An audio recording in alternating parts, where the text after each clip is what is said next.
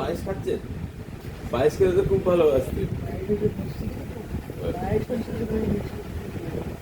আর ওই দিদি, ওই যে সেই দুবাইয়ের ইয়েতে থাকে, বোন বোন, হ্যাঁ, মানে আমাদের দিদি সেই হিসেবে এখন।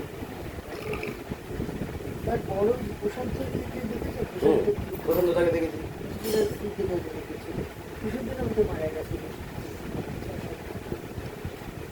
তার উপরে আমার আবার যে বোন বিদেশে থাকে তার সাথে মানে সাতও হয়নি আমার সাথে।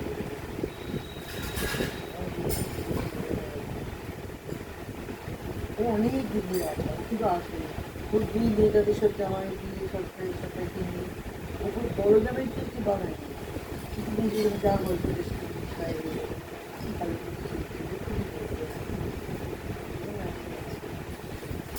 কুকুমা কোথায়? এখানে না ও ওখানে?